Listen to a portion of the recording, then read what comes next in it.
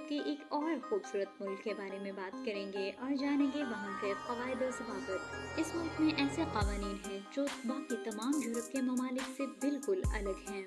इधर बच्चे को 7 साल की उम्र में स्कूल भेजा जाता है, जबकि दूसरे यूरोपियन कंट्रीज में बच्चों को 4 साल की उम्र में ही स्कूल भेज दिया जाता है। हम बात करेंगे ऐसे मुल्क की जिसको झीलों की सरजमीन भी कहते हैं, क्योंकि इसमें 1,87,888 झीलें मौजूद हैं, जिनमें से सैकड़ों झीलें 500 मुरब्बा किलोमीटर से भी बड़ी हैं।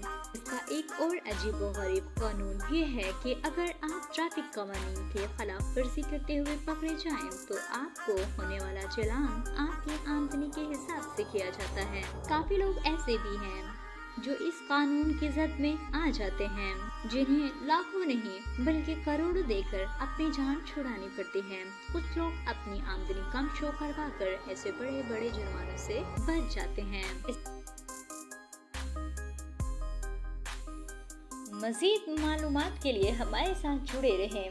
वीडियो का बाकायदा आगाज करने से पहले अगर आप हमारे चैनल पर नए हैं तो आपको दिल की गहराइयों से खुशामदीद, और आप सबसे हमारी एक रिक्वेस्ट है कि प्लीज़ चैनल को सब्सक्राइब और साथ में दी गई बेल आइकन को प्रेस कर दें, ताकि आप हमारी हर वीडियो तक बआसानी से पहुंचते रहें। दोस्तों, हम यूरोप में मौजूद एक ऐसे मुल्क की बात कर रहे हैं जिसकी शुमाल में नॉर्वे, जुनूब में खलीज फिनलैंड, मशरिक में रूस और मगरिब में स्वीडन वाक़या है। 7000 कब्ल मसीह तक की जिंदगी के आसार फ्राहम करने वाले इस मुल्क का कुल रकबा 3,38,424 मुरब्बा किलोमीटर है, और रकबे के लिहाज से ये दुनिया भर में 64वें नंबर पर आता है। यूरोप का सबसे कम गुंजान आबाद इलाका है, यानी ये यूरोप का वो मुल्क है जिसमें आबादी सबसे ज्यादा कम है। बात की जाए इसके फॉरेन कोड की तो +58 है। बात की जाए इसकी पॉपुलेशन की तो वो 55,45,500 है 2023 के मुताबिक। यहाँ पे लैंग्वेज की बात की जाए तो इसकी ऑफिशियल लैंग्वेज में फिनिश और स्वीडिश आ जाती है, जबकि इंग्लिश को सुनने वाले और बोलने वाले लोग भी वहाँ पे मौजूद हैं। करेंसी की बात की जाए तो यहाँ पे यूरो चलता है, जो पाकिस्तानी तकरीबन 300 और इंडियन 88 रुपीस के बराबर है। इस मुल्क में बहुत सी ऐसी जगहें हैं जहाँ दिन 23 घंटे तक बीतता है, मतलब वहाँ रात सिर्फ 1 घंटे के लिए होती है। कई ऐसी जगह भी हैं जहाँ 51 दिन तक रात रहती है, मतलब वहाँ पे दिन नहीं आता है। सर्दी हो या गर्मी, दिन हो या रात, ड्राइविंग करते वक्त गाड़ी की लाइट्स ऑन रखनी पड़ती हैं इस मुल्क में। इधर ज्यादातर घर लकड़ी से बने होते हैं। फिनलैंड में दुनिया का अजीब गोल्फ ग्राउंड है, जो आधा फिनलैंड में है और आधा स्वीडन में भी है। फिनलैंड में जब कोई पीएचडी करता है तो उसे एक बड़ी टोपी और तलवार से भी नवाजा जाता है। 1998 से 2012 तक दुनिया की सबसे ज्यादा मोबाइल बनाने वाली कंपनी नोकिया का ताल्लुक भी फिनलैंड से है।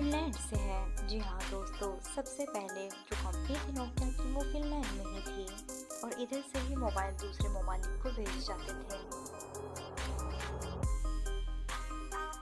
दोस्तों, फिनलैंड में नेशनल स्लीपी हेड डे के नाम से एक दिन मनाया जाता है, जिसमें घर में सबसे ज्यादा देर तक सोने वाले आदमी को उसी के घर वाले उठाकर दरिया, झील या तालाब में फेंक देते हैं। ब्राउन बियर इसका नेशनल एनिमल है।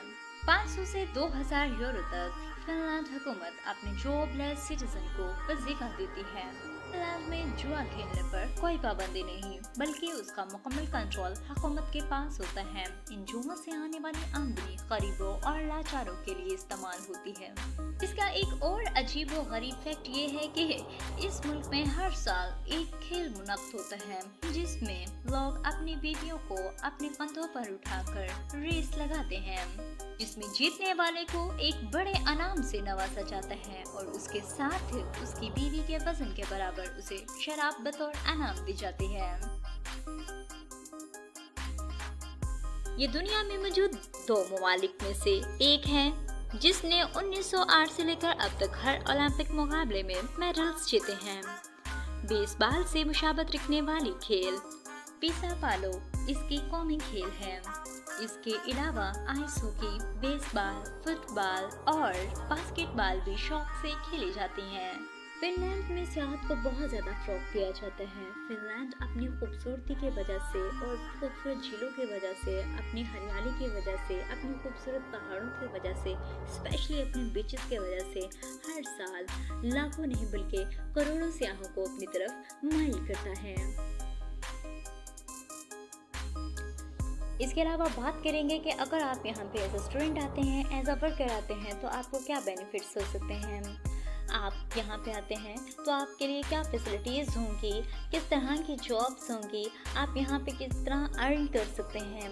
अगर आप यहाँ पे एज अ स्टूडेंट आते हैं, एज अ वर्कर आते हैं, तो आपको बेशुमार फ़ायदे होंगे, जिनमें से कुछ मैं अभी आप लोगों के साथ शेयर करना चाहती हूँ। Number 1, Shenzhen country.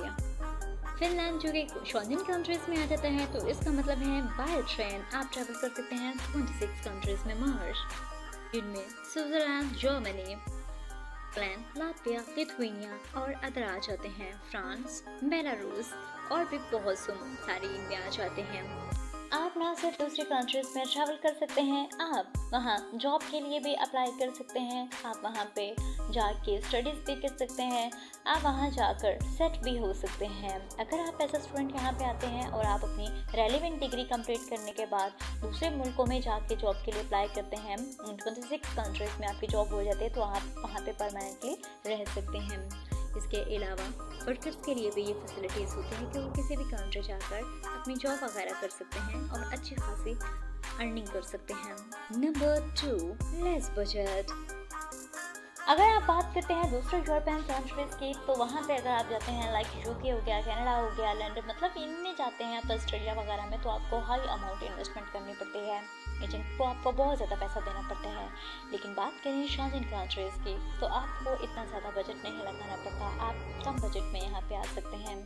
Number 3, less costs. अगर आप शेंजन कंट्रीज़ में आते हैं और यहाँ पे आते ही आपको बहुत ज़्यादा महंगाई का सामना नहीं करना पड़ेगा, मतलब फिनलैंड में बहुत ज़्यादा महंगाई नहीं है, आप इजीली सर्वाइव कर सकते हैं। Number 4, part time jobs for students. अगर एज अ स्टूडेंट आप यहाँ पे आते हैं तो आपको बेशुमार पार्ट टाइम जॉब्स मिल जाते हैं, आप उन जॉब्स को करके यहाँ पे अपनी रोज़ी कमा सकते हैं, आप अपनी सेविंग्स कर सकते हैं, आप अपनी फ़ी पे कर सकते हैं, what ever you want. Number 5, आप फिनलैंड में एज अ स्टूडेंट आते हैं तो आपको डिफरेंट स्कॉलरशिप्स में अप्लाई करके आप स्कॉलरशिप्स ले सकते हैं, जिसमें आप लोगों को बहुत सी अदर फैसिलिटीज़ आ जाती हैं। Number 6, high qualified degree of education. अगर बात की जाए फिनलैंड की degree, so it is acceptable all around the world. इसकी डिग्री एक अच्छी वैल्यू रखती है, आपको एक अच्छी डिग्री भी मिल जाती है लेस बजट के साथ। Number 6, more money save. अगर आप दूसरे यूरोपियन कंट्रीज़ में जाते हैं तो आप इतनी ज़्यादा अमाउंट सेव नहीं कर पाएंगे, क्योंकि वहाँ पे महंगाई ज़्यादा है और यहाँ पे महंगाई कम है, आप ज़्यादा अमाउंट यहाँ पे सेव कर सकेंगे। Number 7, citizenship. अगर यहाँ पे आप उनके अकॉर्डिंगली रहते हैं विदाउट रहने गैप, तो आपको यहाँ पे सिटीजनशिप भी मिलती है।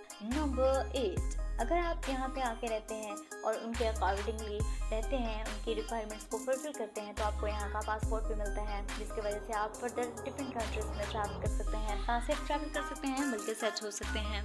Number 8, less population. आपको मैं ऑलरेडी बता चुकी हूँ कि ये यूरोप के उन कंट्रीज़ में से एक है जिसकी पॉपुलेशन सबसे कम है। इसका मतलब ये हुआ कि आप यहाँ पे अगर आते हैं तो पॉपुलेशन कम होने की वजह से आपको जॉब के ज़्यादा चांसेस मिल सकते हैं। इसके अलावा वर्कर्स के लिए भी बेहद बेनिफिट्स हैं, यहाँ पे अनगिनत बेनिफिट्स हैं कि गिनने में ना आए। उनको यहाँ पे पार्ट टाइम जॉब्स मिल सकते हैं, फुल टाइम जॉब्स मिल सकते हैं, इसके अलावा उनको सिटीजनशिप मिल सकते हैं, उनको यहाँ पे पासपोर्ट मिल सकता है। इसके अलावा बात की जाए तो उनको और भी बहुत से बेनिफिट्स मिल सकते हैं। 26 कंट्रीज़ में ट्रैवल कर सकते हैं, पासपोर्ट लेने के बाद मज़ीद ट्रैवल कर सकते हैं और यहाँ पे सेटल आउट होने का अच्छा चांस मिल सकता है। मज़ीद इसी तरह की वीडियोस के लिए हमारे साथ जुड़े रहें और सब्सक्राइब कर दें माहिर ट्रैवल्स को।